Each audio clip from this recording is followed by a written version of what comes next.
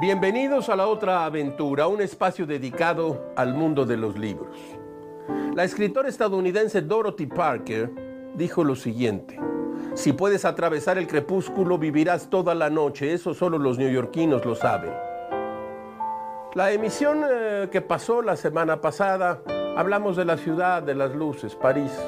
Hoy toca el turno a otra megalópolis literaria que sirvió de escenario y personaje para autores como Edgar Allan Poe, Walt Whitman, Jack Kerouac, Susan Sontag, Fitzgerald, Salinger, Capote, Dorothy Parker, en fin, y muchos otros grandes de las letras estadounidenses. Un río que viene cantando por los dormitorios de los arrabales y es plata, cemento o brisa en el alma mentida de Nueva York. Existen las montañas, lo sé, y los anteojos para la sabiduría, lo sé, pero yo no he venido a ver el cielo, yo he venido a ver la turbia sangre. Estos son los versos que García Lorca dejó en Poeta en Nueva York y definen el carácter hostil y cerrado de la ciudad de los rascacielos. Nueva York es la ciudad cinematográfica por excelencia. Esto se debe a la larga historia literaria que ya ostentaba cuando se inventó el cine. Hoy hablaremos de la ciudad que nunca duerme, algunos breves aspectos de ella, de sus noches, del glamour y de sus barrios bajos. Chesterton dijo, asombrado por las luminarias y las marquesinas de Broadway, que aquel sería un lugar paradisiaco para quien tuviera la fortuna de no saber leer. No hay artista a quien la ciudad de Nueva York le haya pasado desapercibida. Todo aquel que la conoce queda estupefacto, ya sea por su hostilidad, por su ruido, por su actividad constante, o por la infinita diversidad de sus personajes.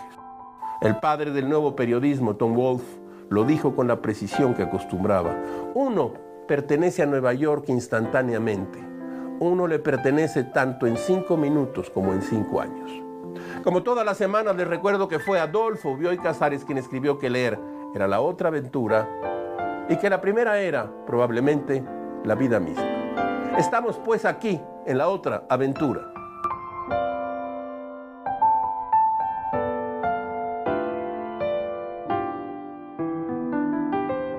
Traigo aquí la pequeña historia de un mexicano en Nueva York. Una de las obras centrales de la literatura mexicana, y usted lo sabe, está firmada por el nombre de Martín Luis Guzmán. Su libro de ensayos, A orillas del río Hudson, a orillas del Hudson, a pesar de haber sido escrito hace más de 100 años, mantiene una actualidad inusitada. Guzmán nació en Chihuahua a finales del siglo XIX y cuando estalló la revolución tenía ya edad para unirse a las tropas villistas. Esto le valió la cárcel y el exilio. Después del golpe de estado de Victoriano Huerta, vivió en Nueva York 5 años, donde dirigió una revista en español y escribió el libro que ya mencionamos, A orillas del Hudson. Vista desde lejos por un mexicano, escribió Martín Luis Guzmán, y a la luz de lo que acontece en otros países, la vida pública de México se presenta con perfiles enteramente definidos y claros. Falso que sea aquel un país tan absurdo como suelen creer algunos de sus hijos, o tan inexplicable y misterioso como a menudo aseguran los extranjeros. Todo lo contrario. La política de México parece, desde aquí, desenvolverse sobre un plano de que, por ser muy peculiar, está exento de lógica. En este libro, que por cierto, ese libro está incluido en las obras de Martín Luis Guzmán, Fondo de Cultura Económica, INERM, es un clásico de clásicos, son 3 tomos. Si usted puede tenerlos en casa, no deje de hacerlo. En este libro, decía yo, solo se demuestra el cabal conocimiento sobre los hilos de la política nacional, sino que además de todo esto, como tantos escritores, vivió el embrujo de una ciudad enigmática y envolvente. En Nueva York logró escribir sus mejores ensayos, su crítica a la obra de Alfonso Reyes o a la plástica de Diego Rivera y el cubismo. Escribió sobre danza, religión y poesía, además de los que ya hemos citado, análisis políticos. Escuche esta voz que viene de hace un siglo y pareciera haber sido dicha ayer. Se empeñan los mexicanos en no abrir los ojos a la realidad geográfica. Suponen, a pesar de los indicios que a diario descubren en su lucha por el pan, que el sentido de su existencia les exige apartarse lo más posible de los Estados Unidos. Creen que su misión es crecer como poder antagónico, no como poder paralelo del poderío norteamericano, y que esto tiene un interés que puede identificarse momentáneamente con el interés de poderes extraamericanos. Todavía ignora México las implicaciones de que no es por elección por lo que gravita en torno de los Estados Unidos, sino por fatalidad geográfica, y que, así las cosas, ningún camino le será más ventajoso que el de gravitar inteligentemente. Eso dijo Martín Luis Guzmán.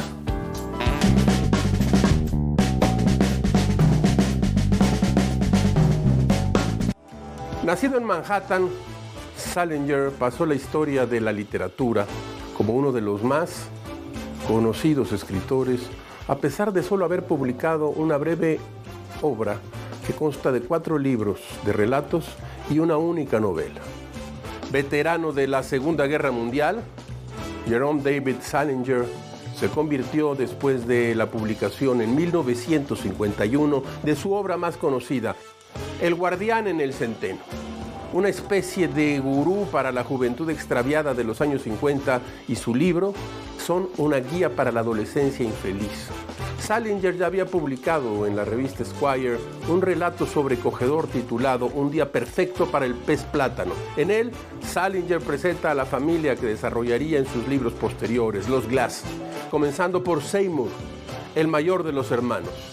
Pero Salinger, como dijimos, grabó su nombre con fuego en las letras universales a partir de la publicación de El guardián entre el centeno, una novela donde un joven desubicado, Holden Caulfield, es expulsado de un colegio privado en Pensilvania y, en lugar de regresar a casa de sus padres en Nueva York, decide hospedarse en hoteles, ir a bares y buscar jóvenes mujeres con quien alguna vez tuvo amores fracasados.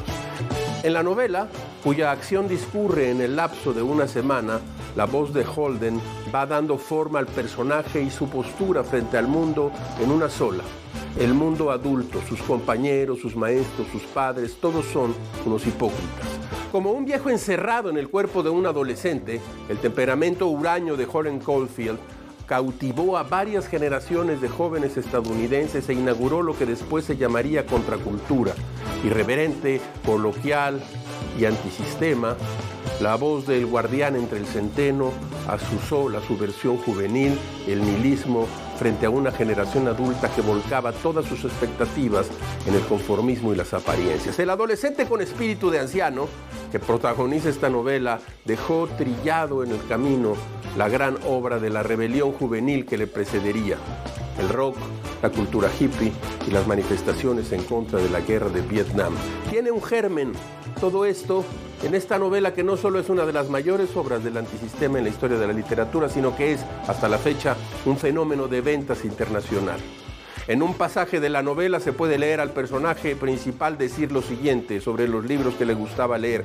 Esos libros que cuando terminas de leerlos te hacen desear que el autor que lo escribió fuera un amigo tuyo del alma y pudieras llamarlo por teléfono cuando quisieras. Así, este relato de vacío existencial se convirtió en el himno de la juventud estadounidense y transformó a Salinger en el escritor más famoso de sus días. Fama que no soportaría y que acabaría por recluirlo, hacerlo a un lado de la sociedad y de la literatura en un bosque de 30 hectáreas en New Hampshire. Antes de que Salinger inaugurara la literatura del desencanto juvenil, una pareja de artistas, una pareja realmente notable, hizo suya la ciudad de Nueva York. Hablo de la pareja formada por los escritores Francis Scott Fitzgerald y Zelda Sale, mejor conocida como Zelda Fitzgerald. Pasaron a la historia como el arquetipo de la pareja de artistas desaforados que entregaron su vida al arte y murieron en el torbellino de su propia exuberancia. Su corta existencia y su trágico final han mitificado su vida hasta el absurdo. Lo cierto es que las vidas que llevaron parecían seguir el viejo refrán que dice: vivir bien es la mejor venganza. Edmund Wilson, gran crítico, amigo de ambos, llegó a decir que Scott y Zelda eran una pareja de ególatras románticos, enamorados de su presente, rejegos al envejecimiento y a la obsolescencia de sus personajes públicos. Los Fitzgerald apenas pasaban de los 20 años cuando se casaron, y por lo menos durante una década, la de los 20, vivieron como los enfants terribles de la literatura norteamericana y formaron parte de la llamada generación perdida. Aquellos escritores estadounidenses que vivieron en el París de entreguerras, en medio de vanguardias artísticas y tertulias bohemias. A pesar de la violenta pasión que definía su relación, Scott y Zelda se procuraron toda la vida y es difícil concebir a uno sin el otro. No quiero vivir, dijo alguna vez Zelda, quiero amar y vivir como consecuencia. La década de los años 20 en Estados Unidos estuvo caracterizada por el crecimiento de las clases medias y un periodo de bonanza que terminó con la crisis económica mundial de 1929, conocida como el Gran Crack. Pero mientras duró, hubo un exponencial crecimiento de la clase media y la posibilidad para muchos jóvenes adolescentes durante la Primera Guerra Mundial de vivir como si fueran millonarios aunque no lo fueran. Es la época de la explosión del primer Hollywood, del glamour de mansiones repletas de alcohol y un género musical que marcó el espectáculo de aquellos años, el jazz. Scott Fitzgerald llamó en un ensayo precisamente así, la era del jazz, a esta década de desenfreno juvenil de apariencias. Es el Gran Gatsby, justo, publicada en 1925, la novela que mejor representa esta época y por la que Scott Fitzgerald es principalmente conocido. En ella puede leerse en voz de uno de sus personajes: me gustan las fiestas grandes, son tan íntimas. En las reuniones pequeñas no existe la privacidad. Zelda y Scott vivieron su juventud en este ambiente y fueron ellos quienes con su literatura nos permiten evocarlo sin mayor dificultad a más de 100 años de distancia. Muéstrame un héroe y escribiré una tragedia, solía decir Francis Scott Fitzgerald, y algo había de funesta premonición en sus palabras, pues su modo de vida y el de Zelda derivó en un final trágico parecido al de sus personajes de Nueva York.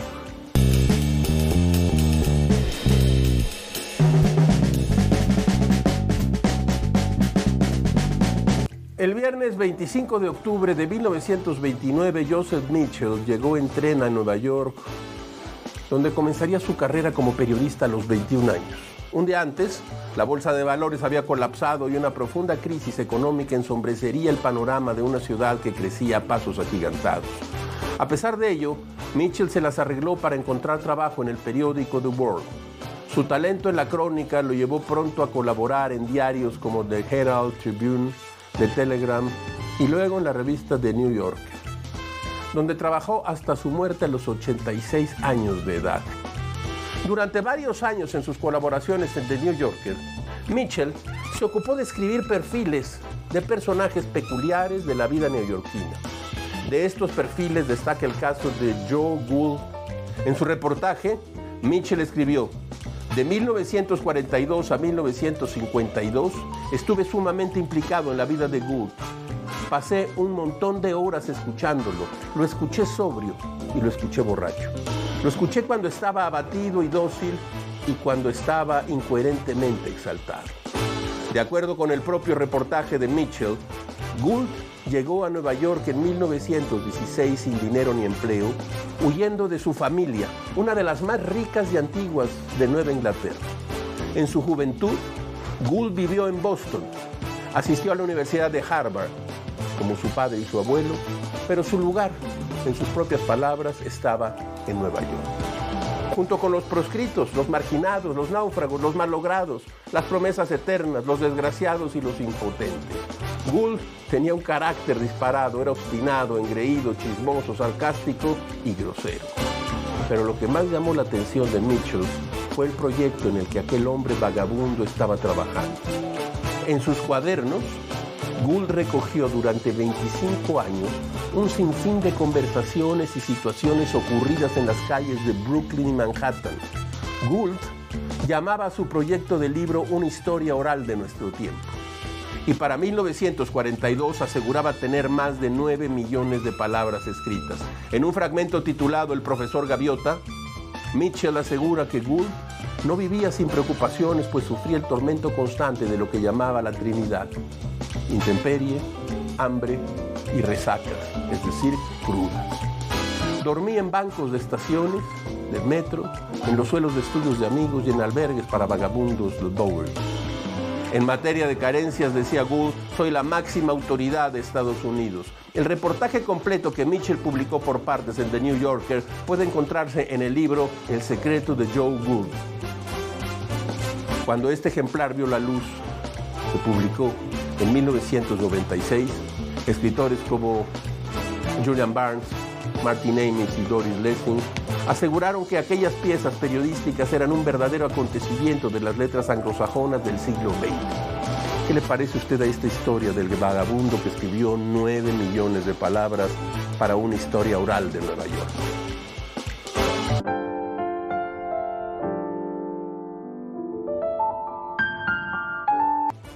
Recientemente apareció bajo el sello de Anagrama una novela que nos regresa al Nueva York de los años 40 y a los cócteles donde se reunían los jóvenes Truman Capote, Orson Welles, Salinger. Hablo de Ona y Salinger de Frederick Beigbeder. Como apasionado de la literatura del neoyorquino, Beigbeder logra una novela de corte histórico a la vez que personal.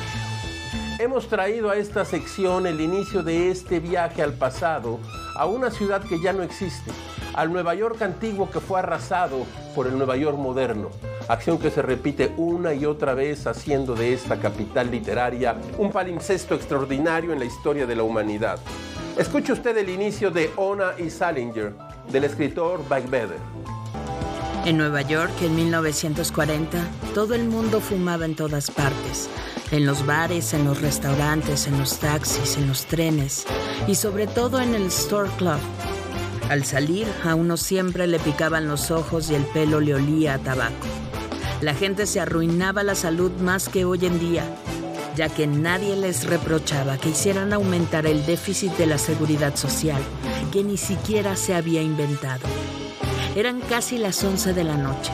A esa hora se hacía difícil distinguir los rostros de los clientes sentados a las mesas en la larga sala del local. El Stork no era un club, era una nube opaca. Bajo una red llena de globos, la orquesta acometía canciones de Cab Calloway. ¿O era Cab Calloway en persona? En la pared había dibujado una cigüeña con sombrero de copa fumando un cigarrillo. Las noches de domingo el restaurante estaba tan abarrotado que los clientes tenían que gritar para pedir la bebida a los camareros, ataviados con chaquetilla y pajarita negra. Bien es verdad que eso no les molestaba en absoluto. Los norteamericanos siempre vociferaban, sobre todo cuando les sirven bourbon con hielo picado.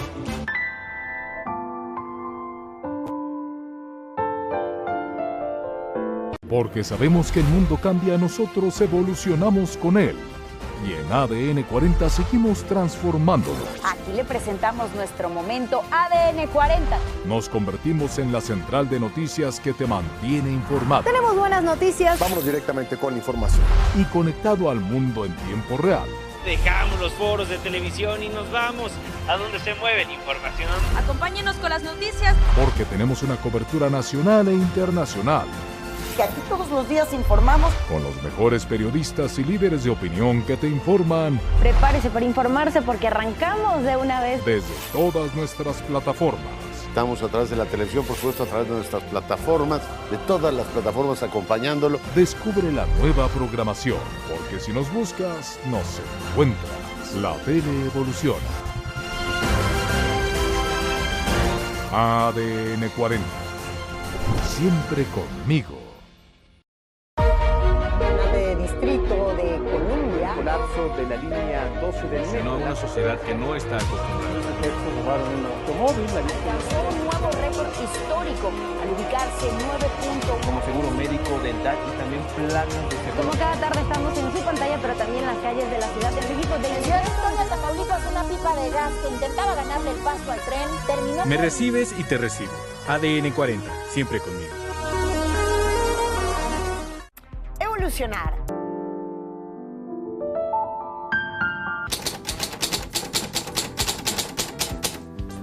De la mesa de novedades, mire usted lo que nos ha llegado. Tusquets Editores nos envía esta novela de Aki Shimazaki, Luna Llena, una escritora japonesa nacida en el año de 1959. En la ciudad japonesa de Yonago, el matrimonio compuesto por Tsuo Fukiyo Nire Vive en una residencia en cuyos jardines cantan toda clase de cigarras. Son ya abuelos y se mudaron allí cuando Fukiko fue y empezó a mostrar síntomas de Alzheimer. Es una novela dura, difícil, pero muy buena, como mucha de la literatura japonesa que se escribe en estos días. Ahora mire usted, Editorial Destino, Los Supervivientes, de Alex Schulman. Él es un escritor nacido en Suecia y ha tenido gran éxito con esta novela.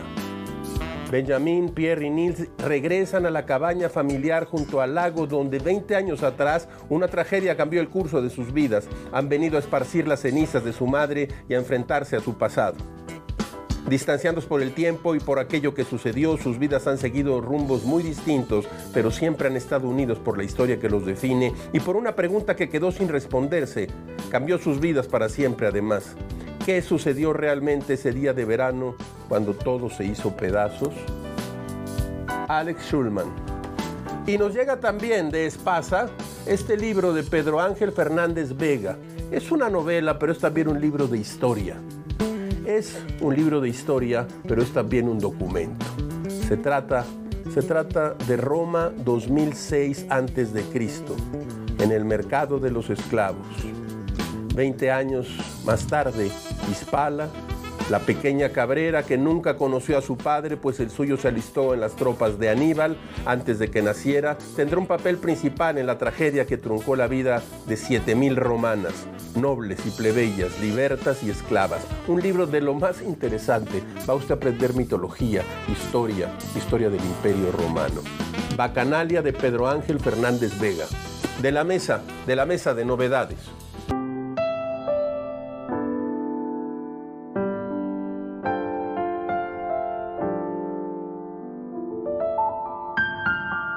El filósofo francés Gilles Deleuze decía que Nueva York era el laboratorio de una era que sobrepasaría la modernidad como la habíamos conocido hasta el siglo XX.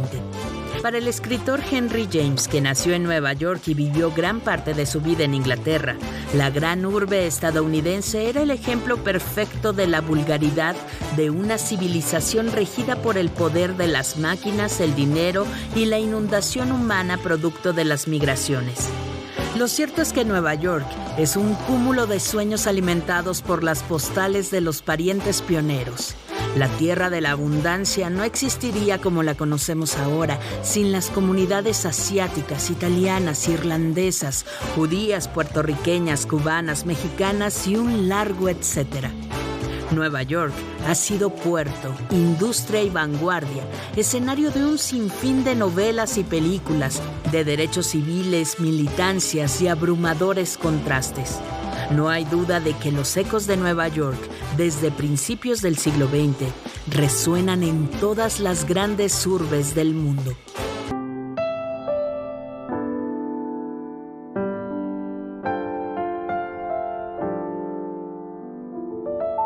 En junio de 1929, Federico García Lorca subió a un barco de Southampton, Inglaterra, y bajó en Nueva York, con el propósito de aprender inglés. García Lorca se matriculó en algunos cursos de la Universidad de Columbia y se instaló en una de las residencias de aquella casa de estudios. Ángel del Río aseguró en una biografía sobre el poeta que este se marchó de Estados Unidos en 1930 sin haber aprendido una sola palabra de inglés. A pesar de ello, su estancia en tierra norteamericana fue un periodo de gran fecundidad artística. Destaca en este sentido su libro Poeta en Nueva York, que fue publicado de manera póstuma. A García Lorca le tocó ser testigo del desplome financiero de 1929. En una carta escrita en noviembre de aquel año a sus padres les dice: estos días he tenido el gusto de ver, o el disgusto, la catástrofe de la bolsa de Nueva York. Se han perdido 12 billones de dólares. Yo estuve más de 7 horas entre la muchedumbre en los momentos de gran pánico financiero. Cuando salí de aquel infierno en plena Sexta Avenida, encontré interrumpido el tráfico. Era que del 16 piso del Hotel Astor se había arrojado un banquero a las losas de la calle. Yo llegué en el preciso momento en que levantaban al muerto. Si bien el testimonio de García Lorca ha sido cuestionado en su veracidad, no hay duda de que la depresión que atravesaba encontró en el desastre financiero un escenario de gran inspiración para su trabajo literario. En el comentario final a Poeta en Nueva York, García Lorca escribió: el Chrysler Building se defiende del sol como un enorme pico de plata y puentes, barcos, ferrocarriles y hombres. Los veo encadenados y sordos. Encadenados por un sistema económico cruel al que pronto habrá que cortar el cuello, y sordos por sobra de disciplina y falta de la imprescindible dosis de locura. García Lorca, un poeta en Nueva York. Ahora mire usted, Ciudad de Cristal fue la primera entrega de la trilogía de Nueva York de Paul Auster. La trama del relato es la siguiente. Daniel Quinn, un poeta que, retirado tras la muerte de su mujer e hijo, se convierte en un escritor encubierto de novelas policíacas. Un día recibe una llamada de quien busca a un detective de nombre Paul Auster. Emocionado por la idea de llevar a cabo una investigación como las que realiza su personaje Max Work, Quinn decide hacerse pasar por Auster y se da a la tarea de seguir a Peter Stillman. Auster aprovecha los misterios de la trama y sus personajes para plantear distintas preguntas y reflexiones sobre el lenguaje, la definición de las palabras y las cosas, así como el oficio del escritor. El intenso trajín de la vida neoyorquina es, para los personajes de Auster, una suerte de alivio. Mientras Quinn encuentra en el incesante movimiento de las calles una oportunidad para calmar el duelo y sus consecuentes pensamientos, Stillman, en su propósito de inventar nuevos nombres para las cosas, goza de Nueva York por ser el más desolado y abyecto de los lugares. Yo tengo esta edición en anagrama. Paul Auster, la trilogía de Nueva York. Puede conseguirse en algunas otras editoriales. Esta fue la que yo leí hace algunos años. Trilogía de Nueva York.